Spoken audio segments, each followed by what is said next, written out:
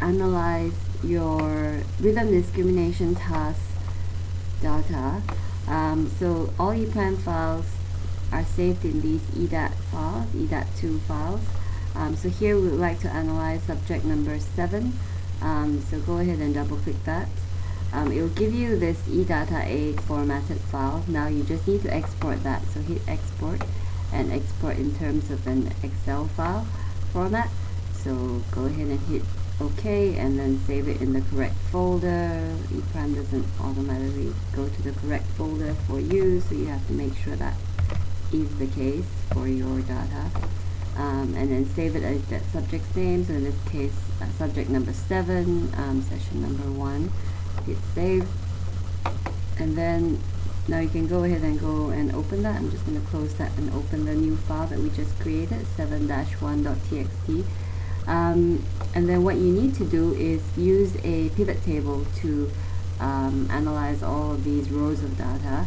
So hit annoyingly, well, usefully I guess, EPRIME will produce the first row is always the whole file path.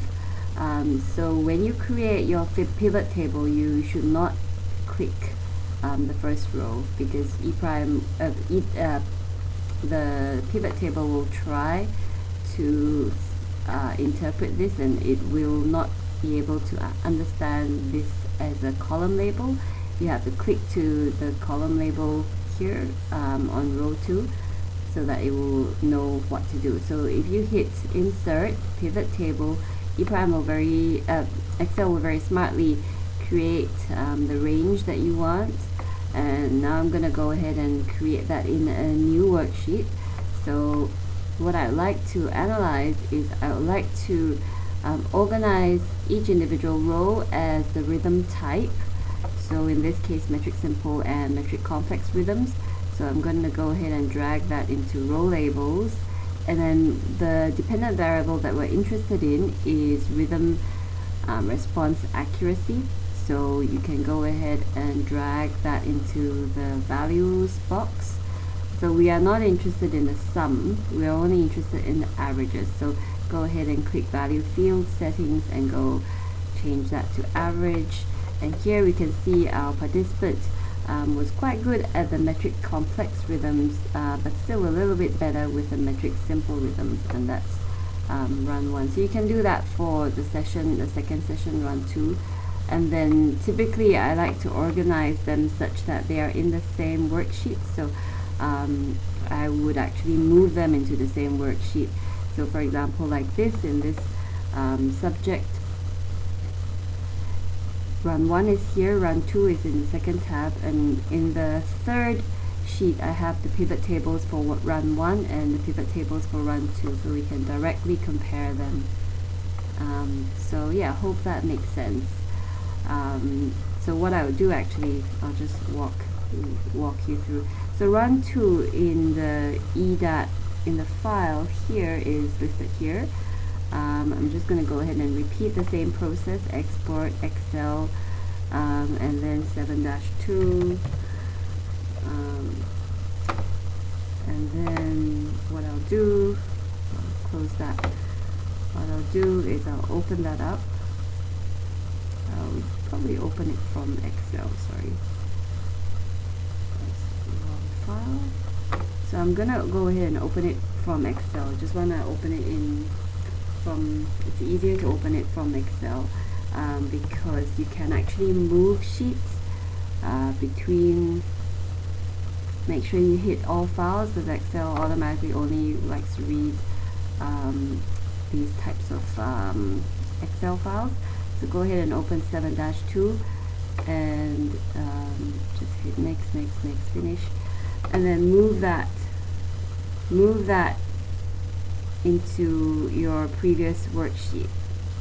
So that was the reason, this is the reason why I'm opening it from this Excel and hit file, open, and so on.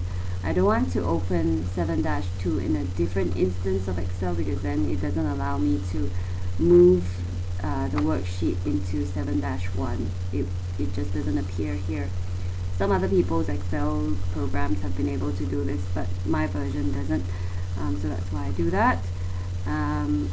Let's rename this summary so it's more clear. And so let's label this run 1, and then we should label the second one run 2, and we'll do the same process for run 2. So again, selecting column A2, insert pivot table, and then now I'm going to go existing worksheet because I'd like to put it into the summary file. So I'm just going to hit this button here, and that will let you select where you would like to create your pivot table. So I'm going to go ahead and say I'd like to put it here, and hit OK. So same thing as what you did just now. So organize it in terms of rhythm type, and then the values that you like are rhythm response accuracy. We like the average, not the sum. And here we can see whether the subject improves. So we see an improvement in the metric complex rhythms and a decrement in the metric simple rhythms. So these are probably very small values, they're probably not significant, but we don't know. This is a single subject. And then after you're done, what you have to do is save this in an Excel file format. If you try to save in terms of a text file, it will only save whatever sheet that is open. So that means all your work for the other sheets will be wasted. So it's very important that you save this in terms of an Excel workbook. And this is not just run 1, this is run 1 and run 2, so I'll just remove that session number behind there, and there you have it. So that's all done. At some point you probably should put all of these summary sheets for individual subjects into one summary sheet, but that's the subject of a different video. Okay, thank you.